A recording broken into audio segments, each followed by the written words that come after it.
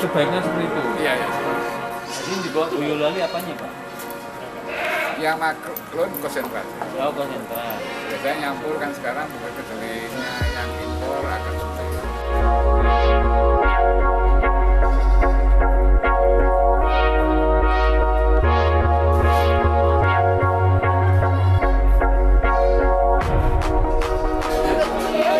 Giginya sakit. Dikira susu. Kamu yang kecil coba. Ah ini yang belum makan. Kamu yang ini kucing.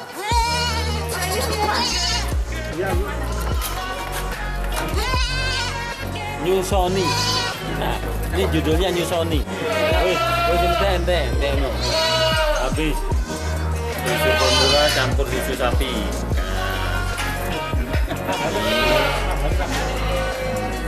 Tapi masih ini satu minggu. Sekarang kita ngedoti anak kambing.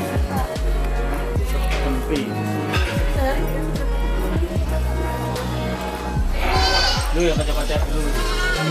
Oh, baik. Nah, susu. Semua ngantri susu. Jadi mereka butuh susu untuk sebelum makan konsentrat.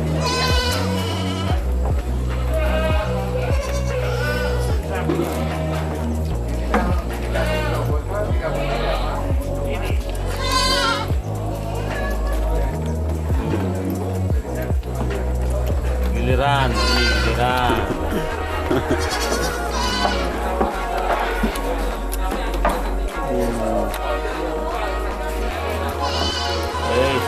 Giliran nih.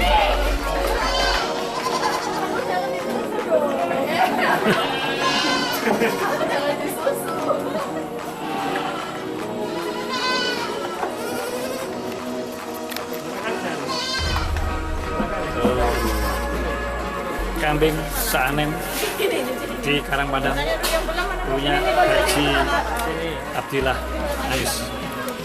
Produksi susu bisa ada yang 1,5 liter, ada yang 2 liter, maksimal bisa 3 liter per hari. Dijual di Solo, konsumen bisa harga sampai 36.000 liter. Satu hari rata-rata 30 liter. Sama PE kok susunya bagus mana ya? Lebih kalau produksi lebih tinggi ini. Kalau PE itu rata-rata paling hanya 0,9 liter sampai 1 liter. Kalau ini bisa sampai 3 liter. Jadi lebih bagus. Karena dijual di konsumen itu yang penting susu kambing itu harga sama. Jenis Saanen, jenis PE, tapi kita lebih tentunya lebih tinggi daripada PE Saanen. Bagus dikembangkan. Saanen itu salah satu jenis tipe kambing perah. Jadi dia lebih utamanya buat kambing perah. Kalau sama PE Beda, PE itu juga tipe kambing perah, tetapi produksi susunya maksimal 700 ml. Kalau ini bisa maksimal 2 liter per hari. Untuk pemenuhan gizinya atau kandungan gizinya? Sama, kalau kandungan gizinya sama antara yang apa namanya Saanen dengan PE sama. Bedanya hanya di kuantitas.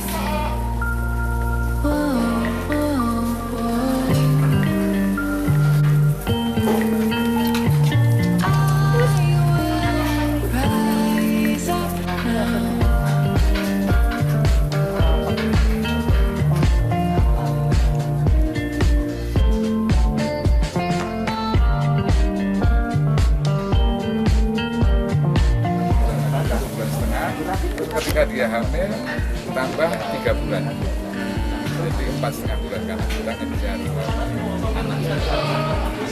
Kalau besar perut ini bisa kita peras kalau untuk sampai bisa kita peras sampai 1 tahun. Bahkan saya dulu punya 3 tahun. Melakukan pengeringan setelah berapa? Berarti setelah 2 bulan. Setelah perkawinan 3,5 bulan. Setelah saya koloni itu kira-kira terjadi perkawinan 1 periode birahi, dia 3 bulan setengah periode birahi. waktu kita koloni. Jadi kita koloni 28 hari, birahinya dia 21 hari. Kita jumlahkan itu, ditambah 1 minggu, ditambah 3 bulan setengah, kita terima. Jadi dia mesti punya waktu 1 bulan, 1 minggu untuk proses pemeriksaan. Nah, setelah masuk, kan kita nggak ada bisa, kecuali kalau ada yang birahi kelihatan. Kalau jadi semuanya kita pukul rata, ini berarti sudah kawin semua. Jadi gini Pak, begitu masuk kandang koloni 1 siklus birahi. Iya. Dia kan saya anggap kawin semua. Iya. 1 siklus lagi, dia tidak ada yang mengulang birahi. Iya. Kita anggap kawin. Oh gitu. Nah, jadi karena nggak ada yang mengulang, kita anggap sudah terjadi perkawinan semua. Tapi ya resikonya masih ada yang Tidak jadi. tidak jadi. Nah, kalau tidak jadi itu ruginya Waktu. 3 bulan setengah masa laktasi kita bisa. Iya. Kalau 2 liter, satunya berarti sekitar 2.000 per hari selama 3 bulan. 5 juta. Itu siap kawin atau sudah kawin? Siap sudah kawin maksudnya? Gara? 5 juta tuh gara? Belum pernah kawin. Oh, udah masih virgin ya? Oh, ya. Bapak, jadi hari ini kami sengaja main-main nih ke kandang komunal milik Bapak yang dipelihara kambing Saanen ya Pak ya? Iya, Sapera. Sapera, oh iya. Sapera persilangan antara Saanen sama Total populasi ada berapa Pak? 170. 127 ekor. Ya, kalau boleh diceritakan Pak, bagaimana sih awal mulanya merintis usaha ini seperti ini? Yang mungkin bisa contoh ke peternak-peternak lain. Bismillahirrahmanirrahim. Pertama kali saya bukan peternak kambing, saya pengusaha batik sablon. Di tahun 2006 itu kondisi pasar sablon saat itu sangat rendah. Dan saya kerja ya boleh dikatakan jatuh lah, cuma belum sampai banyak utang saat itu. Jadi waktu itu jatuh, tapi saya sudah ternak kambing tahun 98 saya sudah punya ternak kambing. Tapi waktu itu karena sablon, jadi kambing ini nomor 2, jadi cuma hiburan saya kalau minggu. Jadi lihat kambing gitu. Akhirnya saya putuskan saya akan fokus di kambing. Sablon saya berhenti. Banyak sebagian orang yang nanyain. Saat itu saya sudah berkeluarga, punya anak 5 yang 5 masih sekolah semua. Berjalannya waktu itu dengan kambing 25 ekor saat itu. Awal mulanya ya Pak ya? Nah, dia mulai start saya mulai fokus di kambing perah ini itu dengan 25 ekor Jawarandu. Jawarandu. Tahun 2006 akhir, 2007.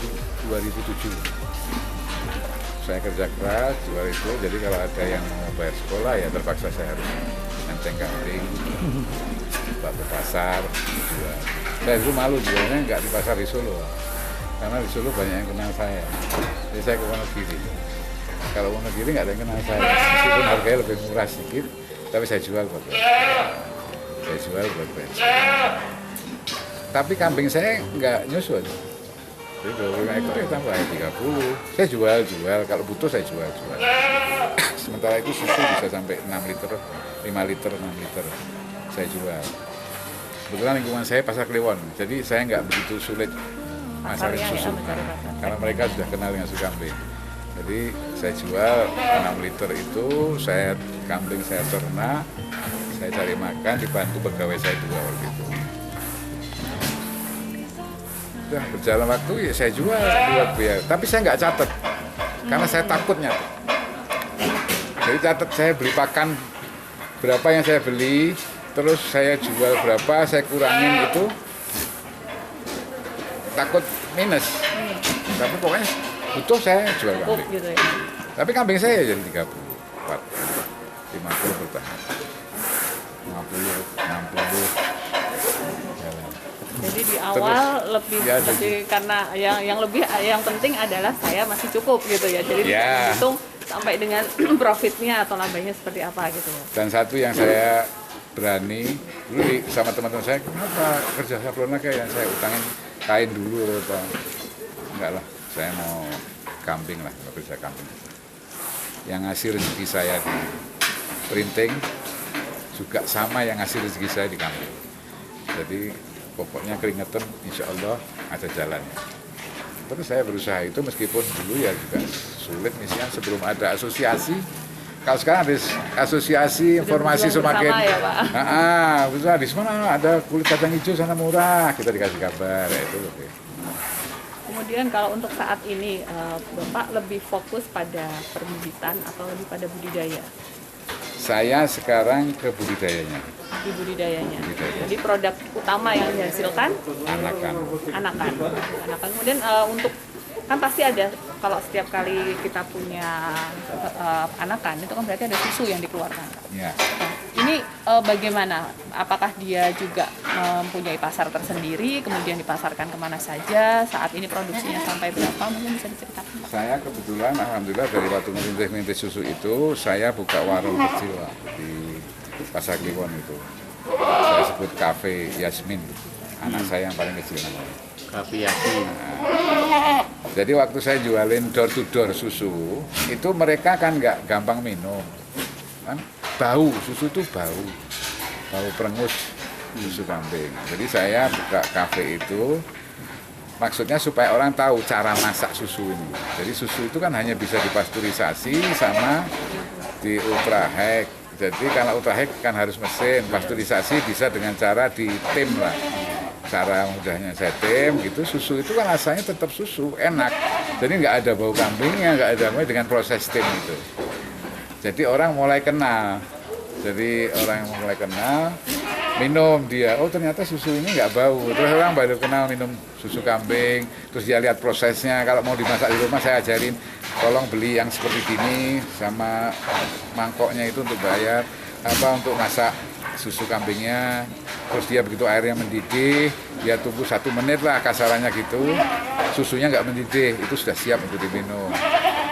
Saya sosialisasi itu, dan alhamdulillah saya punya warung ini, 1 hari sekarang bisa jual 30 liter. Jadi saat ini masih jalan ya? Masih jalan. Sekarang itu sudah jadi kecil masih tetap kecil. Tapi sudah 1 hari 30, rata-rata 30 liter per hari kita bisa jual di kafe itu. Ada orang yang minum di situ, ada orang yang bawa mentah beli, ada orang yang ternak anjing juga beli susu situ karena dibuat minum kucing sama anjing gitu. Pet shop juga ambil situ dengan harga jual yang bagus lah, jadi langsung memakai. Selain di kafe dijual juga di tempat lain atau hanya untuk Di memasak kafe saya di kafe? jual, di Sate Lawu saya jual. Oh gitu. Jadi masih untuk Kebetulan Sate Lawu itu saya ada saham. Jadi saya bertugas sama Pak Parmin. Itu berkahnya kambing itu. Saya sama Pak Parmin itu kenal di kambing juga. Karena dia piara kambing, saya piara kambing, akhirnya saya kenal. Saya kenal sama dia, ngobrol-ngobrol, suatu saat Pak Parmin itu basicnya itu kontraktor di Jakarta dia. Karena urusan kambing sering keluar-keluar jalan-jalan sama saya. Kalau jalan-jalan mesti makan sate. Mampir makan sate. Terus saya gimana kalau kita buat warung sate di Taman? Pak Parmin itu asli Taman. Kita buat warung sate di Taman. Ayo, kayaknya cocok ini. Kita buat yang resto, yang belum ada. Biasanya warung sate itu kan cuma amplop-amplop. Biasanya kecil, warung-warung kecil. Kita buat yang resto. Belum pernah nyoba. Kemarin nanti pas ada acara pas pengukuran Oh, nyoba. Ya, kita Pak Saiful. Nah, Pak Juwanto. terus saya kebetulan join. Terus ayo buka nomor 1. Terus gimana? Cocok tempatnya, tempatnya cocok sudah ini kita bangun. Nah, tapi saya nggak punya duit. Nggak apa-apa katanya Pak Parmin. Dia yang support saya. Dia sangat support sama saya. Nggak apa-apa, nggak punya. Kan punya kambing kan. Oh iya kalau kambing punya saya. jadi Ya sudah, saya bangun dulu. Pokoknya sekarang perencanaan sudah jadi, gambarnya semua dibangun. Gimana Web? Kambing ada yang laku? Belum ada yang beli. Wah, dibangun sama Pak Parmin, dia mulai bangun. Subhanallah, ada orang dari luar tanya sama saya, ada kambing darah-darah yang siap kawin? Ada, saya punya. Saya punya 15 ekor, tapi satu ini sudah saya kawin-kawinkan tapi nggak berhasil. Kayak 15 ekor, insya Allah jaminannya bagus, kualitas susunya bagus. Dilihat, dokter yang lihat, periksa. Sudah ACC yang itu. Langsung dibayar cash. Saya bilang, saya terima, ini Pak Parmin, wudhu saya. Akhirnya jadi sate lawur. Kemudian tadi kan memang kalau kita dalam usaha peternakan, khususnya seperti kambing misalkan contohnya, ada pilihan mau ke arah budidaya atau ke perbibitan. Pak Habib tadi memilih untuk ke arah budidaya. Kenapa tidak ke perbibitan, Pak? Ada alasan tertentu mungkin? Karena ini kan kambing sanen masih banyak yang butuhkan. Di saat pandemi corona ini ternyata susu kambing kan betul dijual sekarang untuk meningkatkan imun apa-apa. Nah, terus kita sama Pak Roni sama teman-teman di HPDKI mulai dikejar sama pabrik susu untuk jual. Ada teman-teman yang kepingin kerja susu tapi dia nggak punya bahannya kambing. Jadi kita lebih saat ini kita fokus gitu, tetap limbahnya susu tetap kita dapat. Kalau kita fokus di susu nggak dapat cempenya. Tapi kalau kita fokus di budidaya kita dapat cempe, dapat susu. Untuk yang terakhir, boleh diberikan sedikit pesan mungkin untuk peternak-peternak lain, khususnya kalau sekarang ini kan Bapak Gubernur lebih mengarah kepada peternak atau petani milenial ya Pak Habib. Mungkin ada pesan-pesan khusus buat kami-kami nih yang masih muda gitu, yang nanti mungkin ingin juga terjun sebagai peternak seperti itu. Mungkin ada pesan-pesan khusus? Pesannya nggak ada. Kita ngutip dari pembicaraan Rasul kan. Rasul kita ini semua nabi-nabi kita pernah memelihara kambing. Dan Rasulullah mengembala kambing. Dan Rasulullah pernah sabda di kambing ini ada keberkahan. Terus pernah ditanya juga Rasulullah, di zaman fitnah kita harus berbuat apa? Lari ke gunung, piara kambing, kamu hidup dengan makanan yang halal dan minum susunya kambing dan peternak kambing. Jadi saya yakin, kalau peternak kambing jangan takutlah. Dengan kambing, insya Allah semuanya bisa jalan. Hitungan-hitungan matematika kadang-kadang nggak jalan dengan keberkahan yang kita terima dari kambing. Karena saya merasakan.